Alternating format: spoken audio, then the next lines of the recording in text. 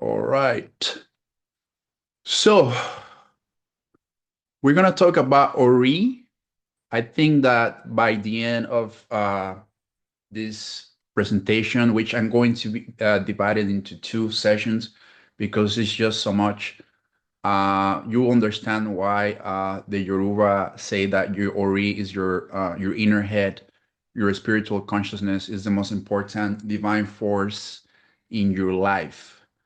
So I would like to start first with a little Oriki.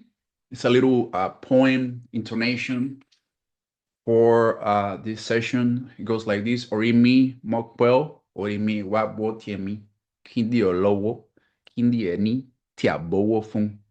And you can read the translation there. My Yoruba is not the best, but at least it's something that it will make a lot of sense by the end of this presentation. All right. So we're going to start with the actual meaning of Ori. Ori simply means head in Yoruba. But, like any spiritual traditions, words and symbols, they always have a deeper, more esoteric meaning. And there are different types of meanings for the word Ori. But one that I found the most fascinating one is O, which means it's the pronoun for he, she, it. It spells own, and Ri, which means to perceive or to see.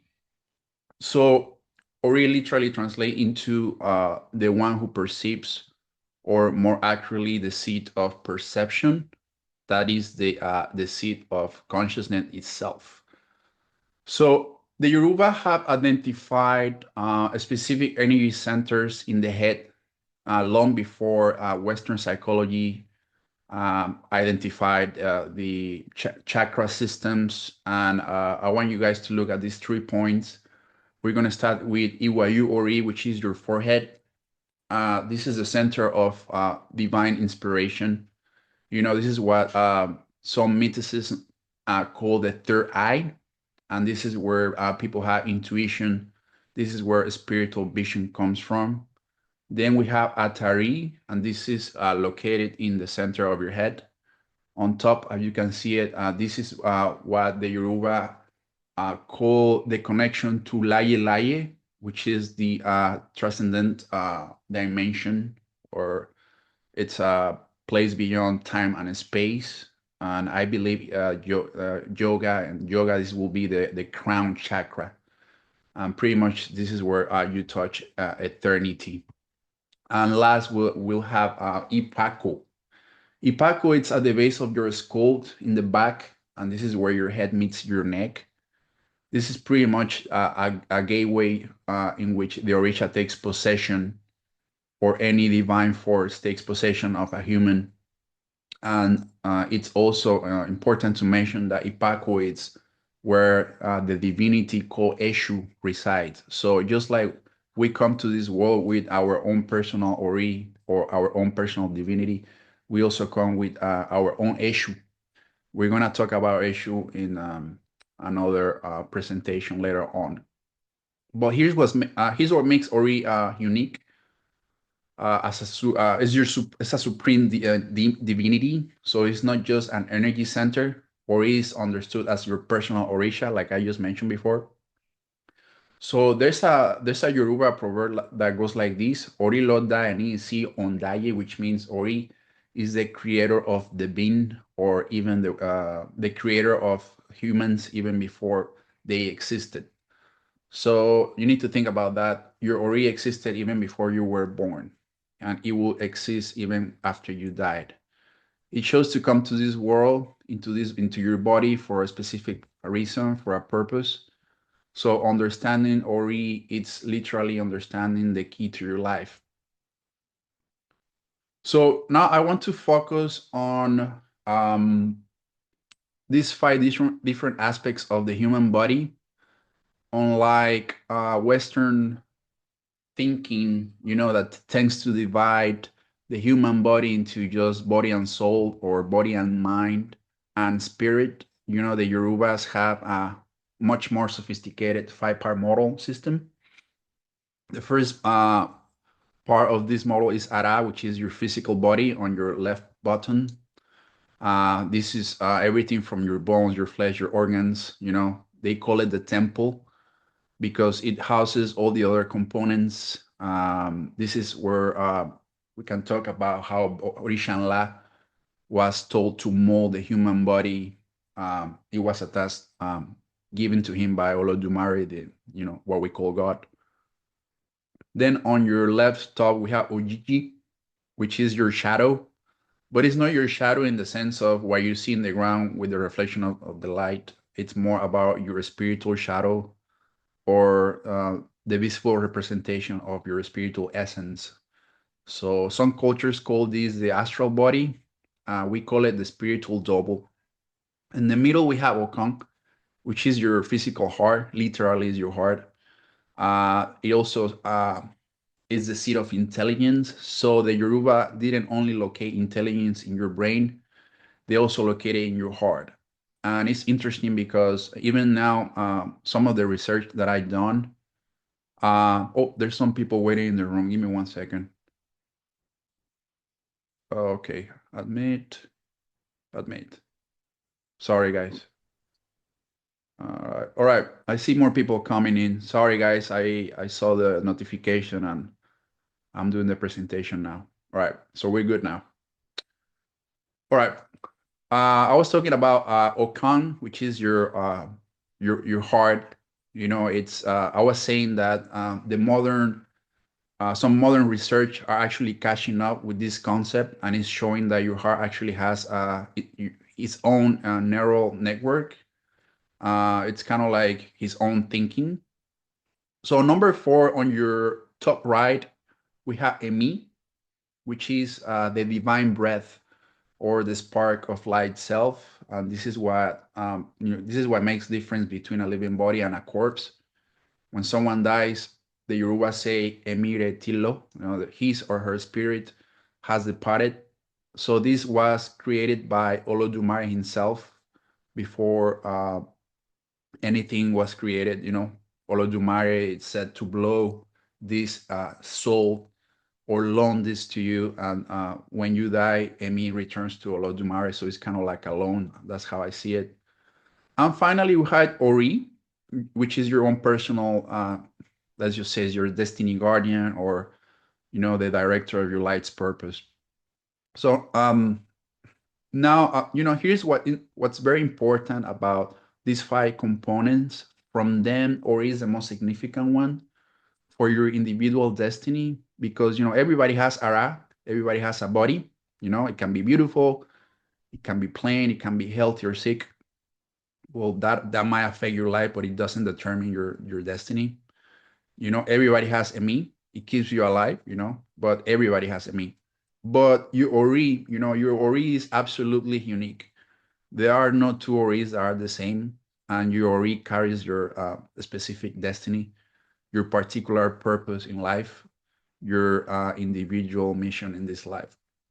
So that's why the Yoruba said that you need to honor your ori even before you honor any other spiritual force, because it's the most important one.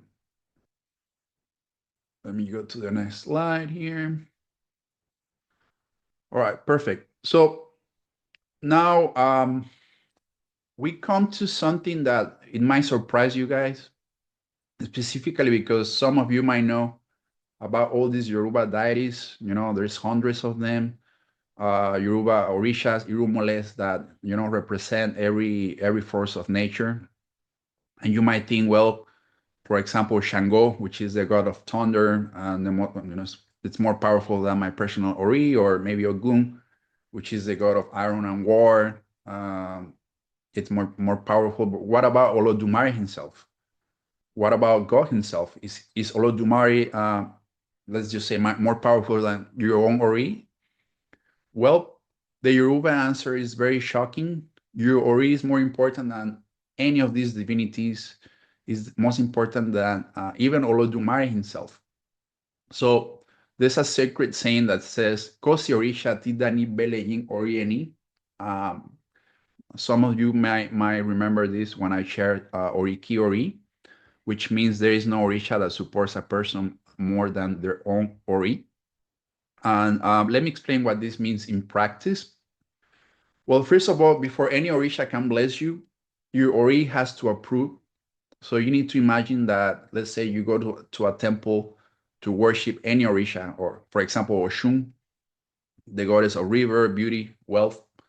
You make all these sacrifices, you pray, you do everything right. But if your Ori doesn't consent to those blessings, Oshun cannot really give you anything. So, in other words, your Ori has veto power. Second, even Olodumare himself, the supreme being, what we might call God, he cannot grant you something that your Ori has not agreed to. And this isn't really because Olodumare lacks power. This is more about Olodumare respecting the autonomy and choices of Ori.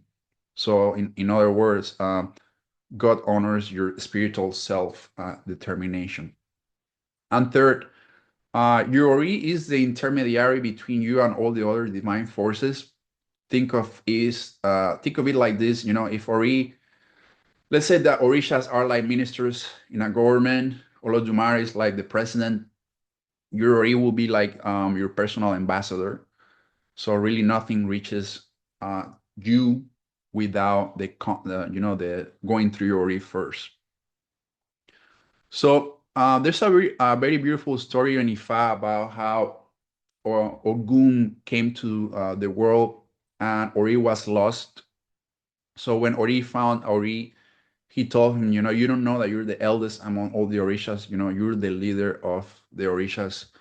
So this is, the god of war himself, powerful Ogun, telling Ori that Ori outranks him.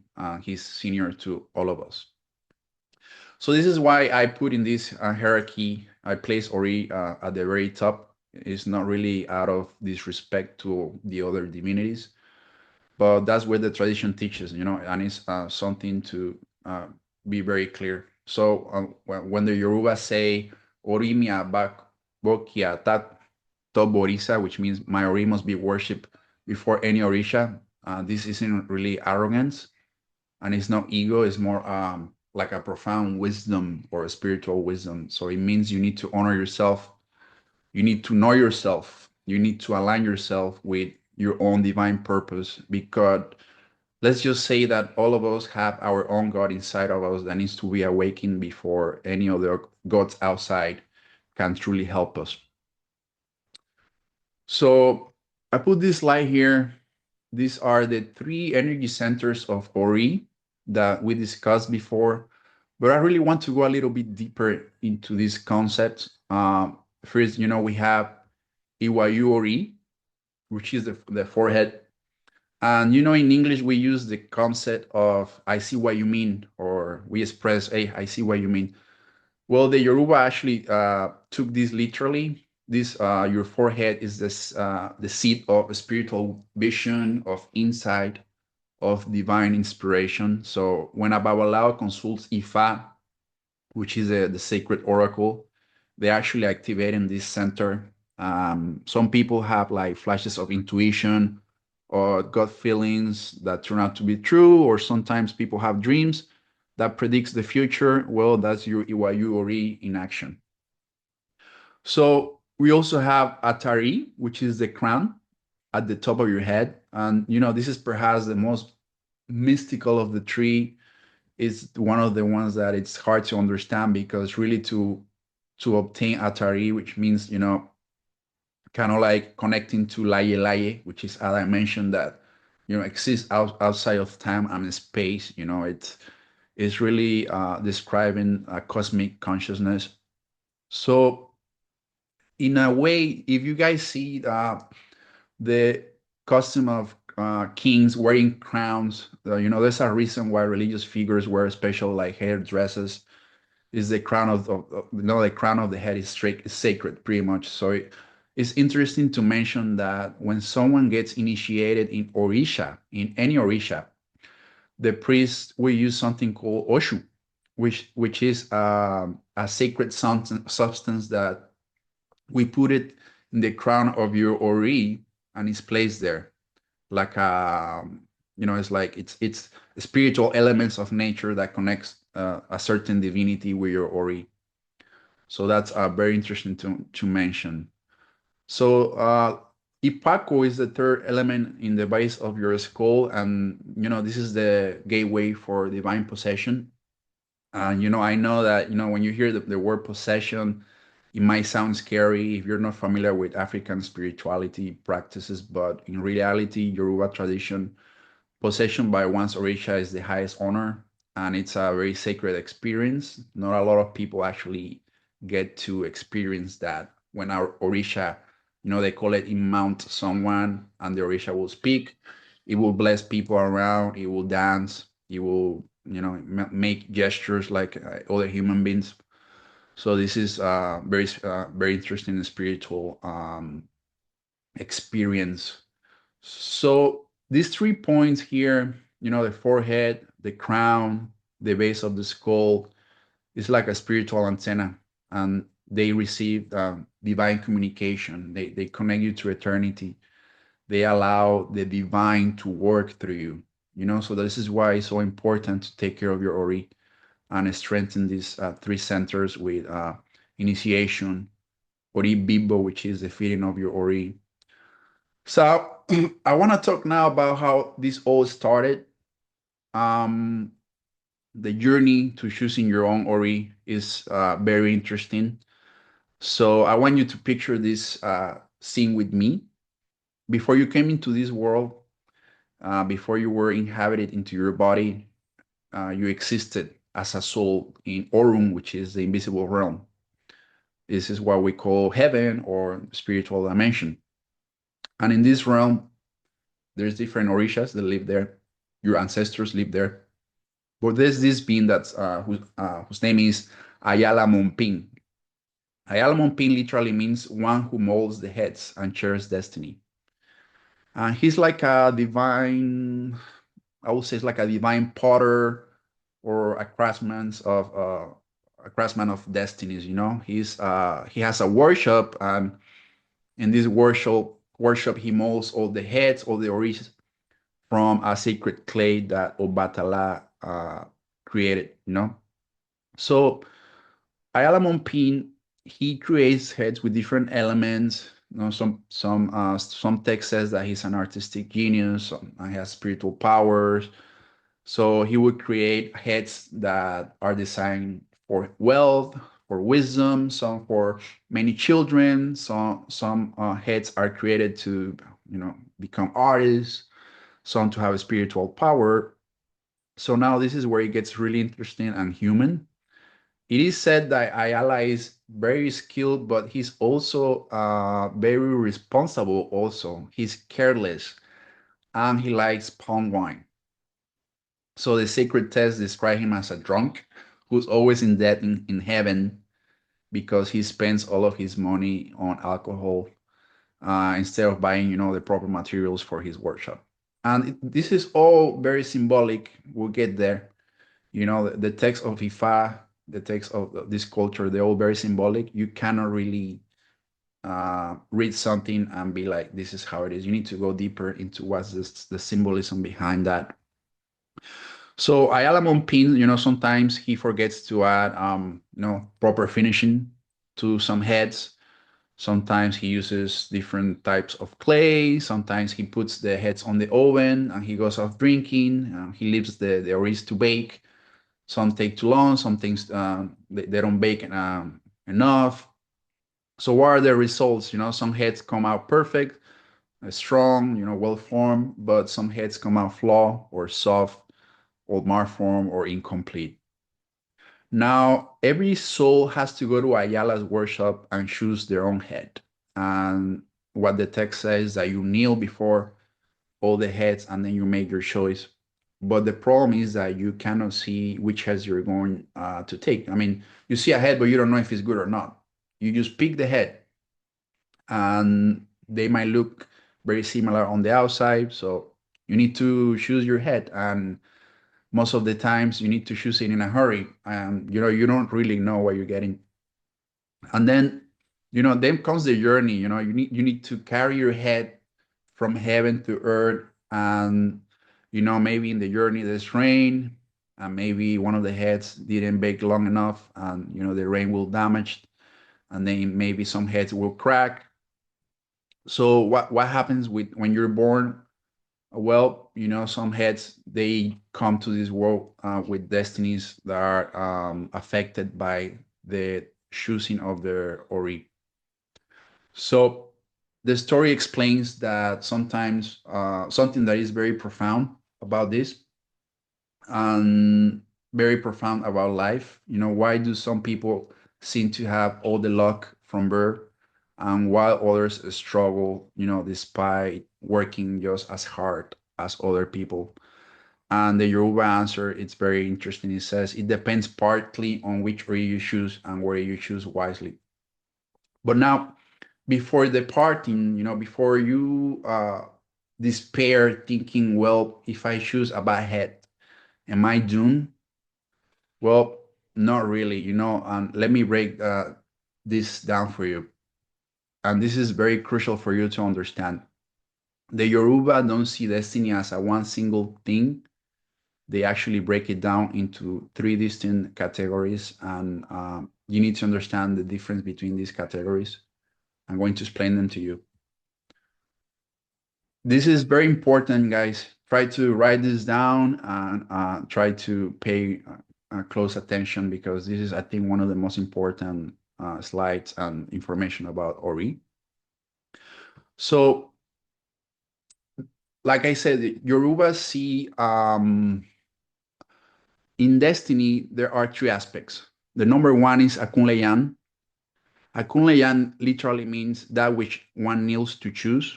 And this is why you actually choose when you are kneeling before Olodumare on Orun, and before you come to Earth.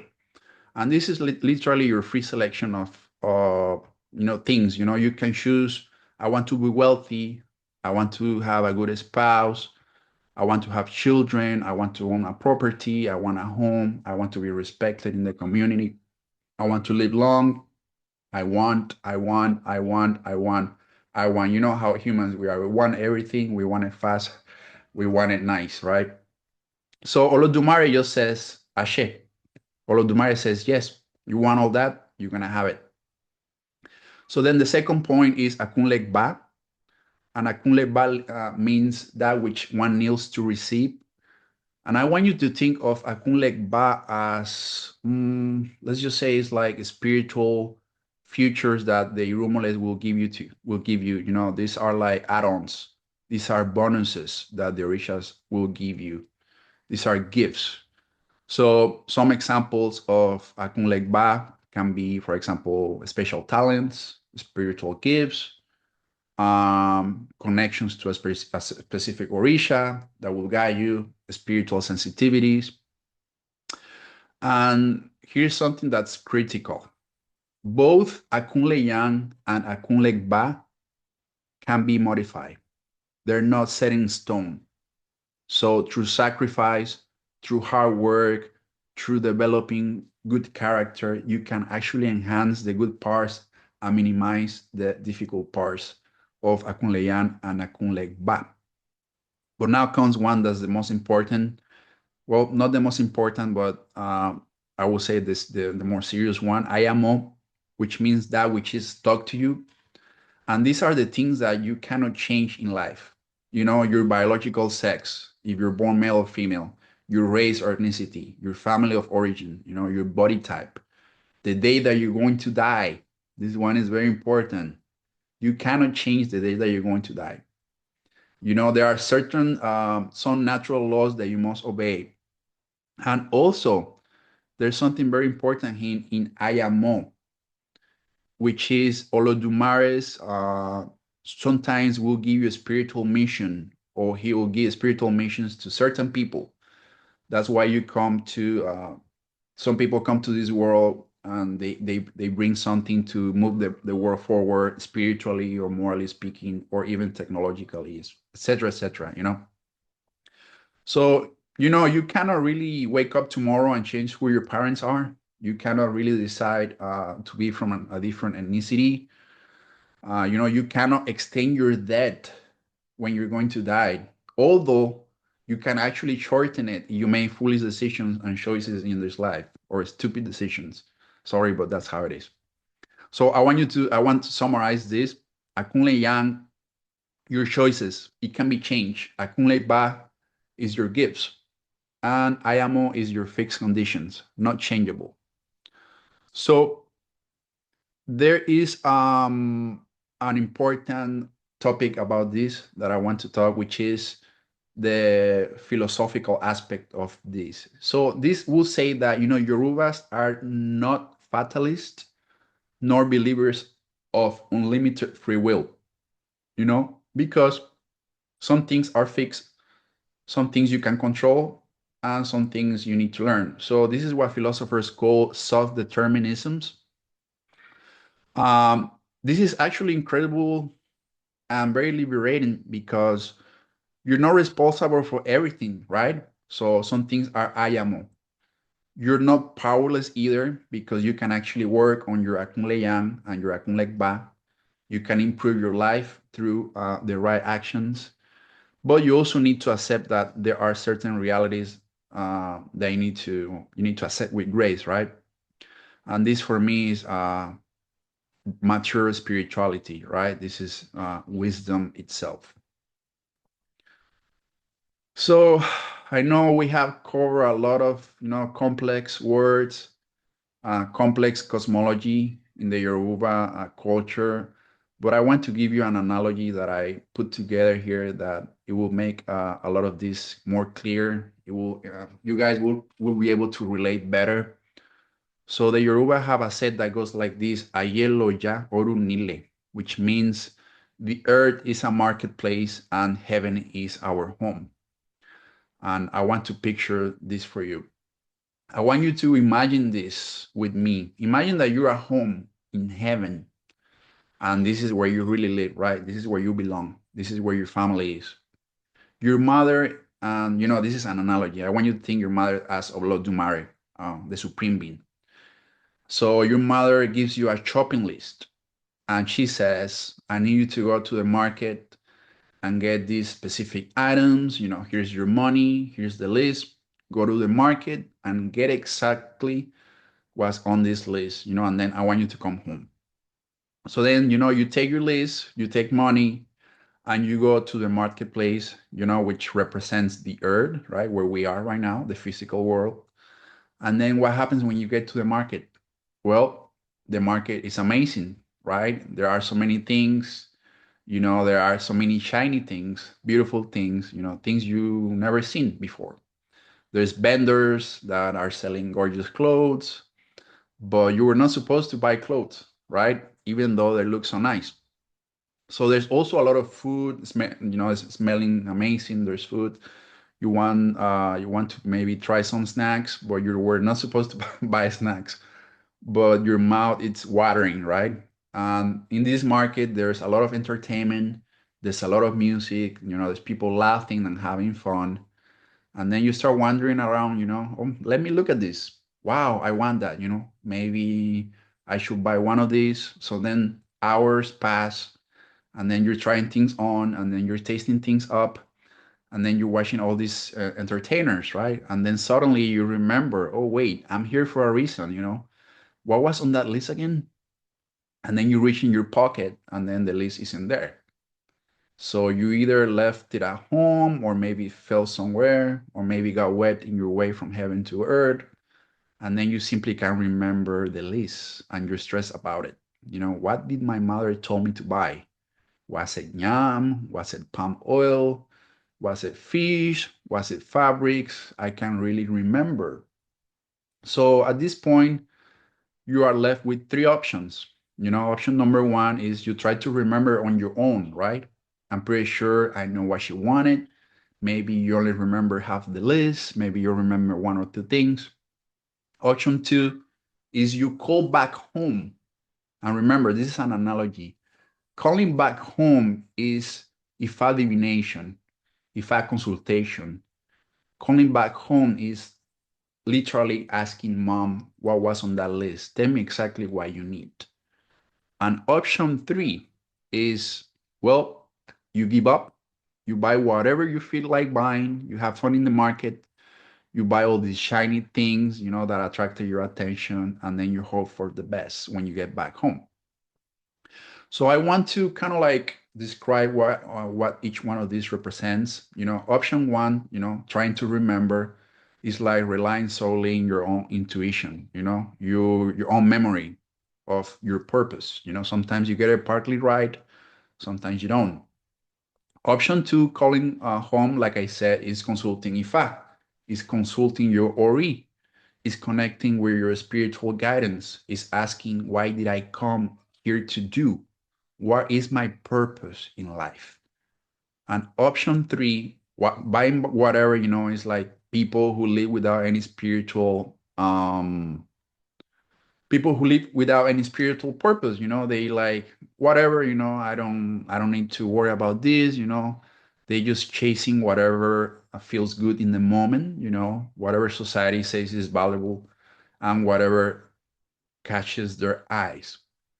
But it's gonna get more interesting, because let's just say that you manage to remember most of the list, and then you go shopping, right? And then you collect all these items and you bring them to the checkout, and then you discover that the cost is more than the money that you brought. So now you have a dilemma here. Now you have to make hard choices. You had to put some things back. So the question is, do you put back the items from the list, which are the things that your mother actually asked for, or do you put back all those extra shiny things that you grab because they look so appealing to you? So this pretty much represents life choices. Do you sacrifice your destiny, your purpose, and your mission for temporary pleasures, for things that look good but weren't part of your plan? Or do you actually have some discipline to release the distractions and stay focused on what you actually came to accomplish in this world? And here's the final piece, and it's very profound. When you go back home, when you die and you return to Orun, to heaven, your mother will check what you brought back. So if you didn't bring back what's on the list, she's gonna be like, this isn't what I sent you to do. You need to go back and do it again. Now, this is when we come to the term of atunwa, which means reincarnation.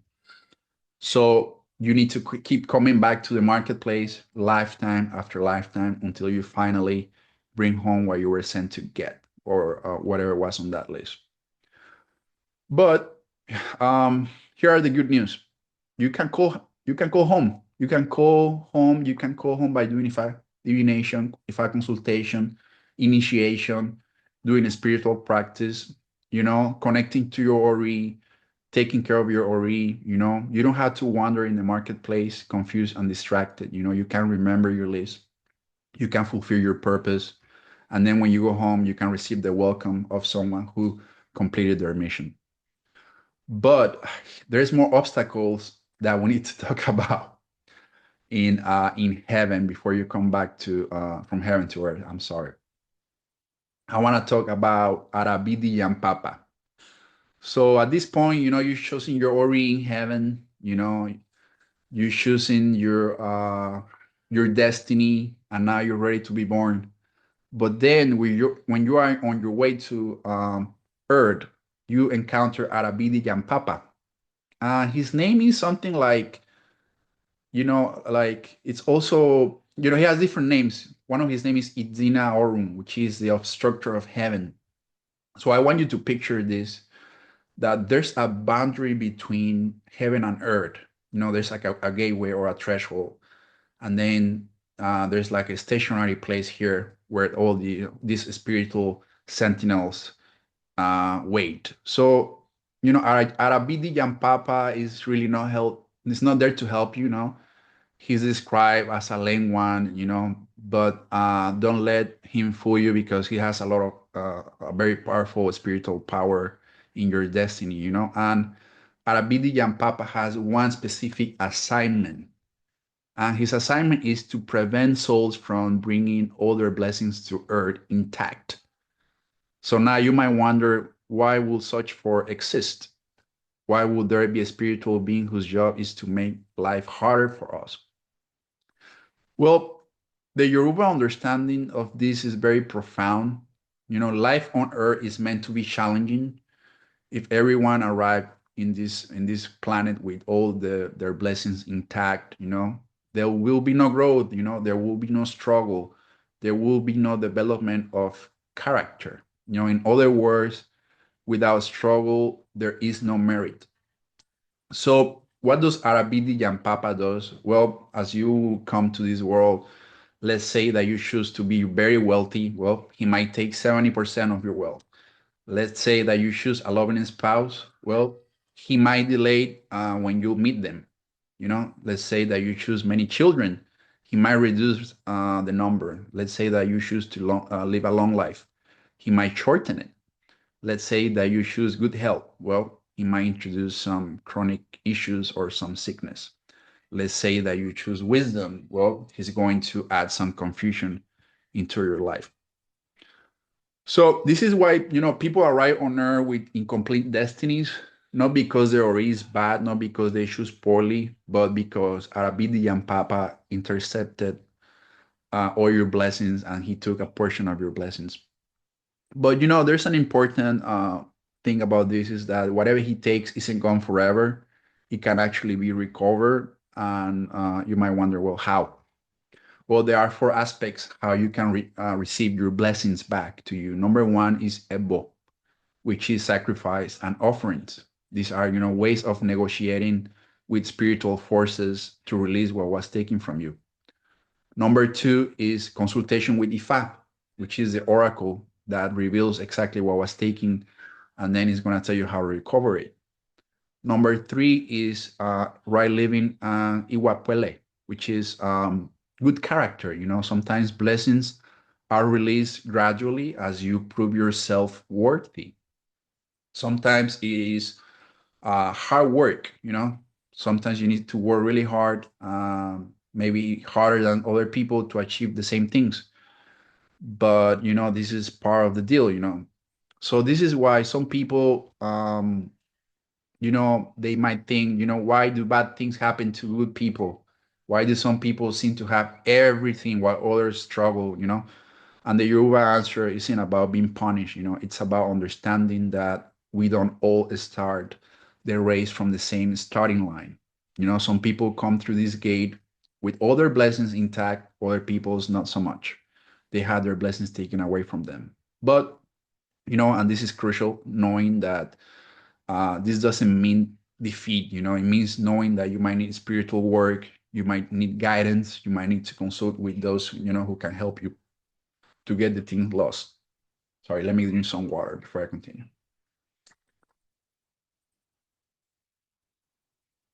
So guys, your full destiny is really still out there. It's just being held back for you, and there's ways to claim it. So now I want to talk about this here is another challenge that you need to go over in heaven before coming to earth, and you're like, man, this is crazy. Well, why do you think it takes 9 months to come to this world? I mean, science, obviously, if you talk about science, the baby is forming inside the womb of the mother, and then, but what about spiritually speaking? Well, spiritual speaking, your soul, your ori has to go through all these steps. So I want to share with you one of my favorite stories from Ifa. It comes from the Odu Iwori Bobbe. And it says that when you're coming from heaven to earth, there's another stop that you need to make after you choose your Ori, after you pass Arabidi and Papa's gate. You arrive at a place overseen by a person whose name is Iwori Bobi Loko. So Iwori Bobi Loko translate as he who distributes the hoe, or the one who hands all the farming tools. So when you arrive at his domain, he's handing you all these agricultural tools for digging, right? And then he gives you some instructions. He's like, I want you to dig a hole in the ground. And that's it. No specifications, no requirements, just dig a hole. And then Iwori Bobby just watches, right? He observes how deep you make your hole, how hard work you made your hole, and then what type of hole you made. He watches for 3 months as various souls dig their own holes. So now in this Odu, there's a particular story that 8 different Irumoles came to dig the hole, and one of them was Ogun. And Ogun is the Irumole of war, of iron, of technology. And he was like, give me that, I'm going to show everyone how strong I am. I'm going to dig this hole so big that nobody will be able to even see what's down there. So Ogun started digging and digging and digging. The hole became super, super big. This guy is like all muscle up. So the other character of the story was Orumila, the god of wisdom and divination. But before Orumila even started digging, what did he do? He went for consultation with Ifa. So Ifa told him that he shouldn't dig he shouldn't dig deep. This is a trick. Just tap the ground once and stop. So, while Ogun was digging, furiously, showing his strength, showing off his strength, Oromila just simply took his hoe.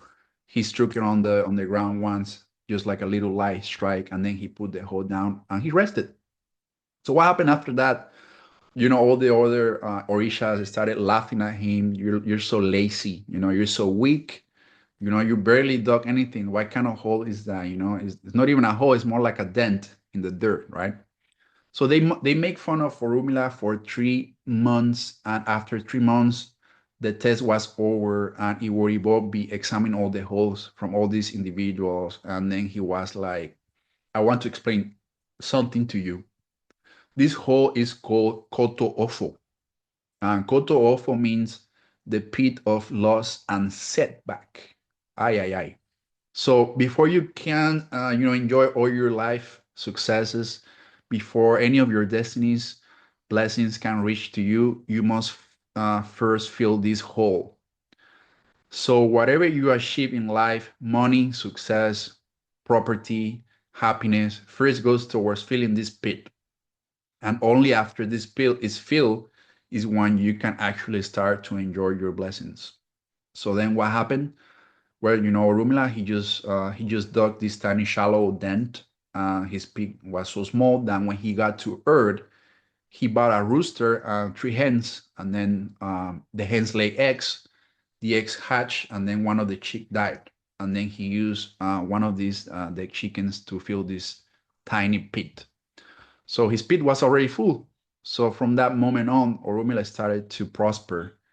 Every venture that he performed succeeded. Money flowed to him. He lacked nothing. He lived in abundance his entire life on earth.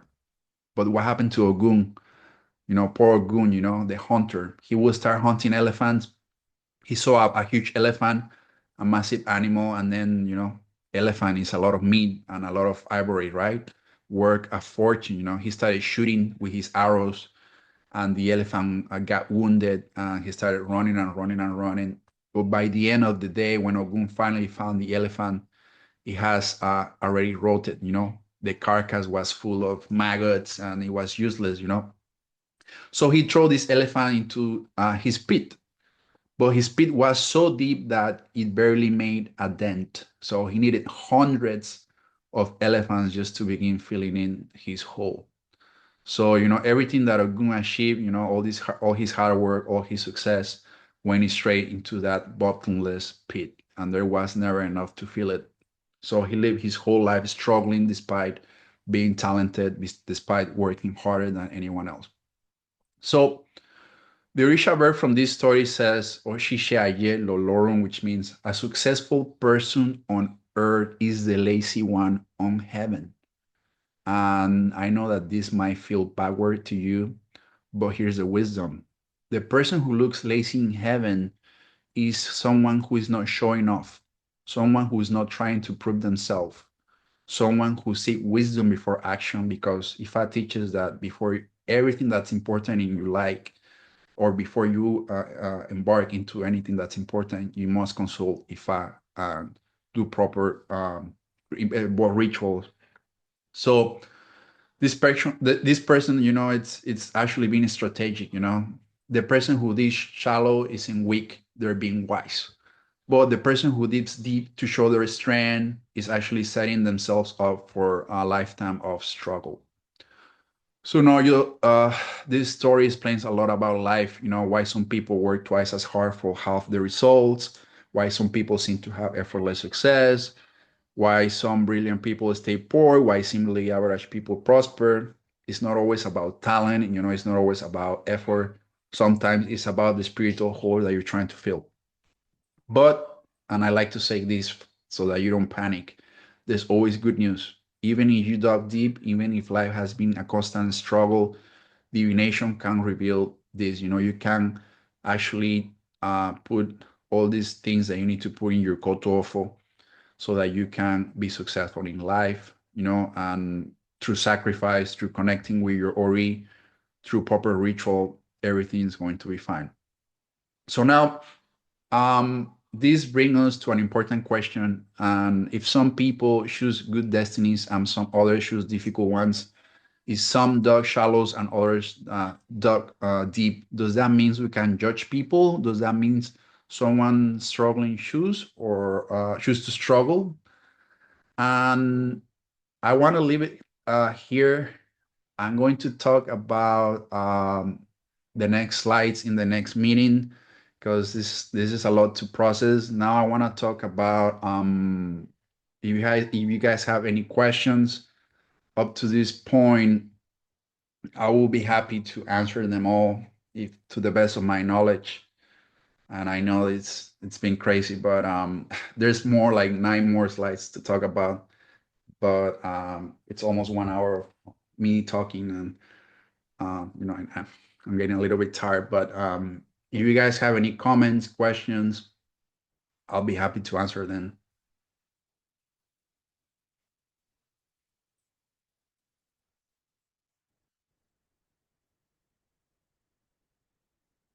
No questions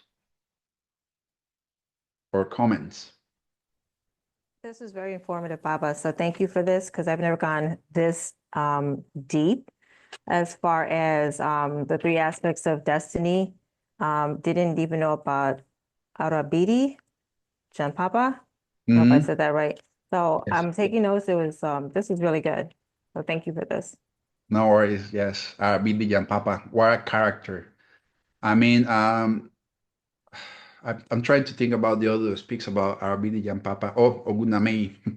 Ogunamei speaks about how Orumila was coming from heaven to earth and he had a lot of blessings. But then Arabidi and Papa was there and waiting, and he was like, I'm not gonna let you come.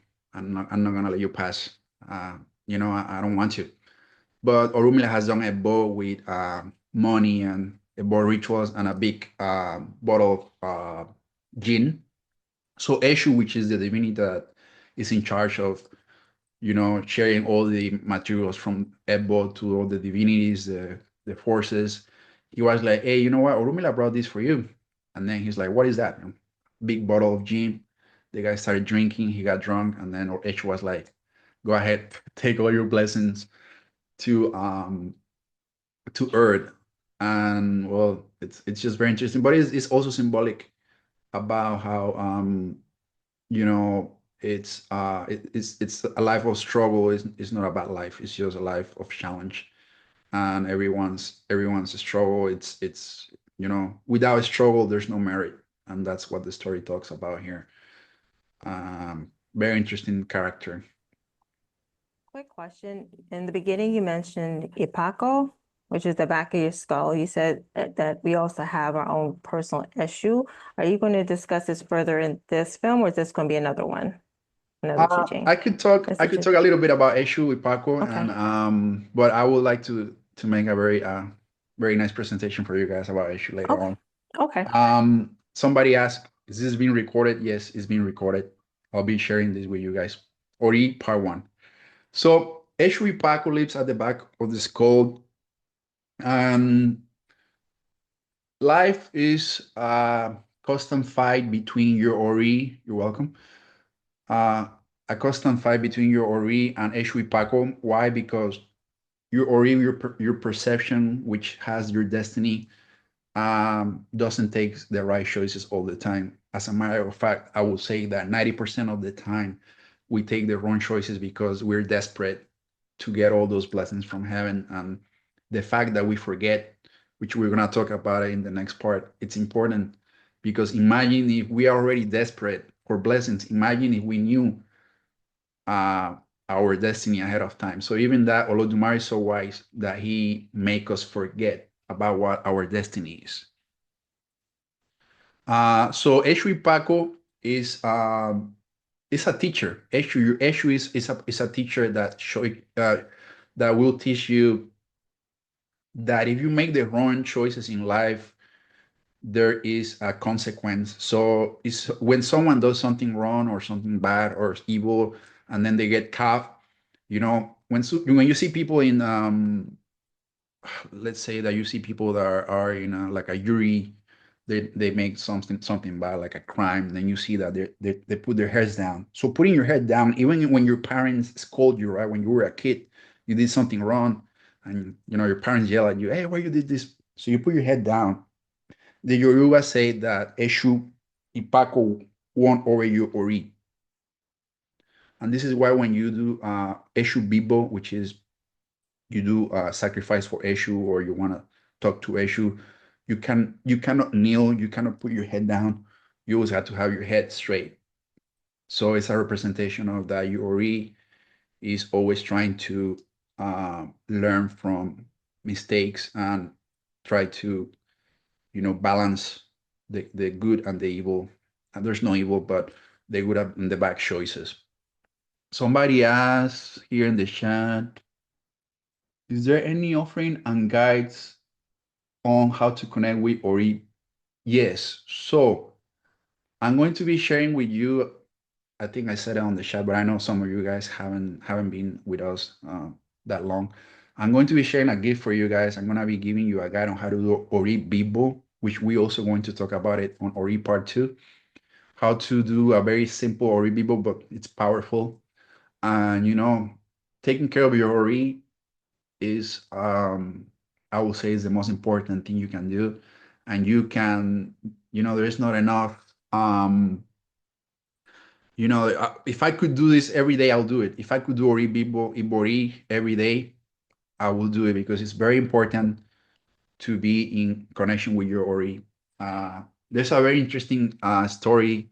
I'll try to make it short because if our stories are long, but there's a story in Odu Obesa, which talks about how there was this guy, very hardworking guy, who had a wife, and then he will also have like this set what goes like this, if my Ori doesn't let me be killed, I will never die.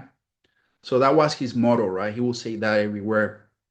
And then a king heard about this guy, and he was like, what's going on with this guy? So he brought him to the palace, and he was like, what do you mean by if your Ori doesn't kill you, nobody can kill you? And he's like, yeah, there's no force that can kill me, not even a king can kill me. And then the king was like, really? Well, all right, go back home. So then this king talked with some of his guards, and they arranged to talk with the guy's wife. And then the wife, she actually allowed to betray his own husband. And then they the guards, they call him back to the palace, and the king was like, I have a deal for you. I'm gonna give you this piece of coin. If you can keep this piece of coin 3 days and bring it back in 3 days, I'm gonna give you half of my kingdom. And it's like, really? Okay, sure. So then the guy took the coin. He went back to his house, and he gave it to the wife, and it's like, can you hide this below my pillow? And the wife was like, sure, okay. So while the wife was sleeping, the wife took the coin, tossed it in the ocean, and then the next day, which was the second day, right, he needs to keep the coin 3 days. He was looking for the coin was gone, and he's like, oh my God, what am I gonna do? And the thing is that if he can return the coin, he was gonna get killed. That was the deal. I didn't mention that, sorry. So he went for consultation. the Babalaos told him to do a bow with some materials. So he went and it's like, you need to throw this bow in the ocean. He threw the stuff on the ocean, then he started fishing. He caught a fish who had swallowed the coin. He opened the fish, the coin was there. He gave it to the king on the third day. So to make the long story short, that happened three times. At the third time that he got the coin, because the wife had throw the coin in different parts, the king was like, "You're right. You know, if your head cannot kill you, nobody can kill you." So it's a very interesting story. I'm gonna share it with you guys about how you're. It's true. You know, if your is your most important divinity. That's why there's people that do not to they don't need to do a bow. They don't need to do initiations of any orishas. These people come to this world with amazing oris.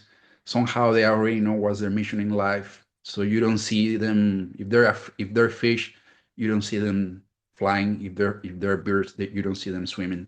So they know exactly what they're doing. That's why you have all these great, you know, characters, great people of history that they done great things. You know. So that's the story of Ogbesa. Is there any other questions, guys? There's a lot going on. What do you guys think about Akunle Yang, Akunle Ba, and Ayamo?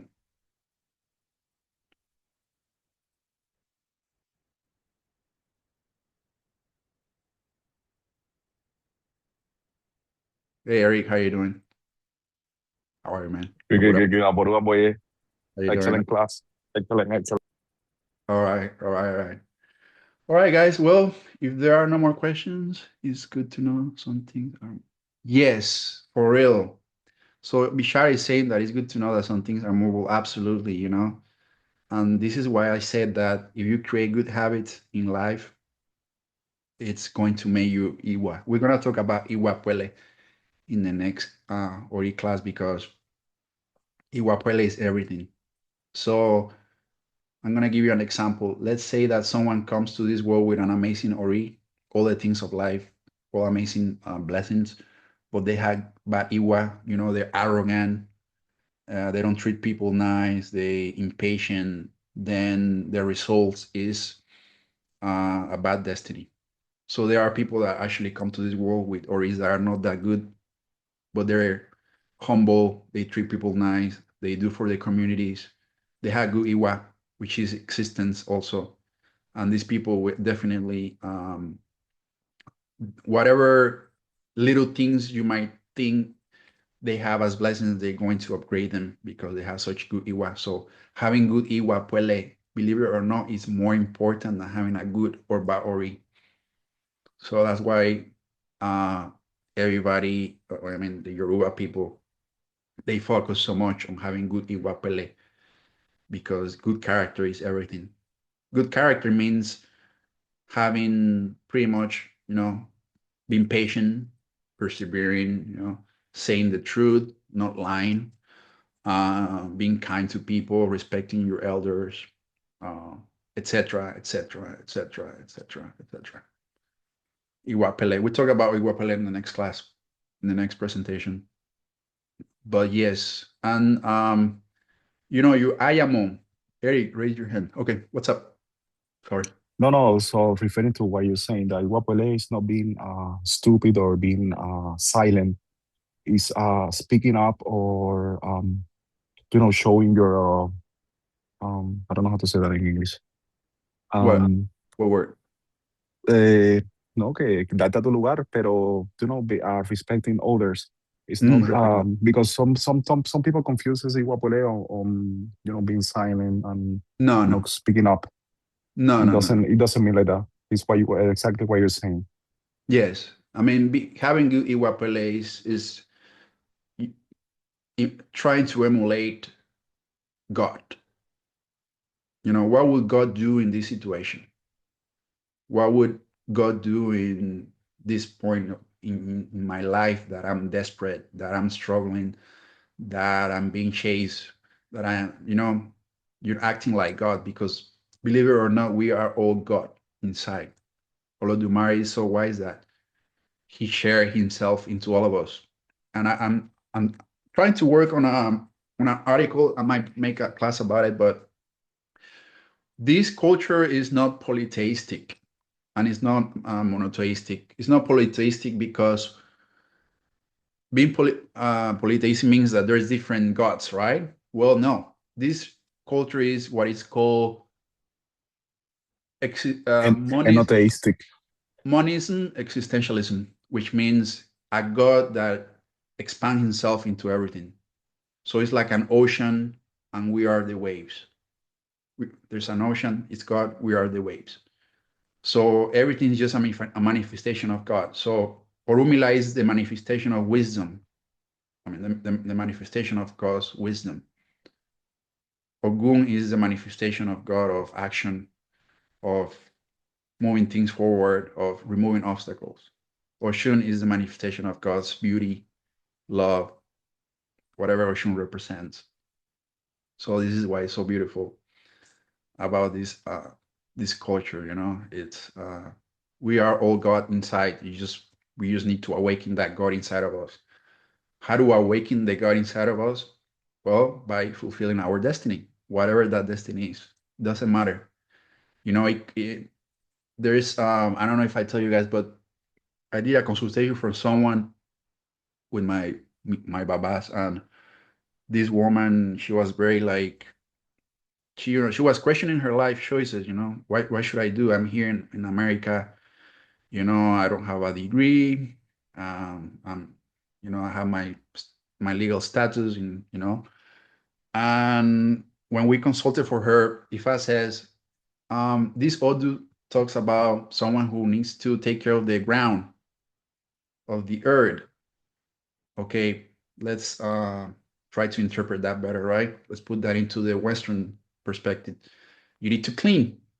You need to clean. And then when I asked her, what's your career? She told me I have a cleaning company. I'm just trying to put it together. So I'm like, okay.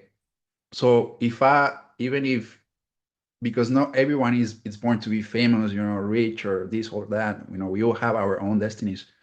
But if you do what Ifa tells you to do, you're going to live the most interesting life. You're going to have, even if you have to clean floors, believe me, you're going to be the most interesting floor cleaner in life. So that's something that is just very nice to know.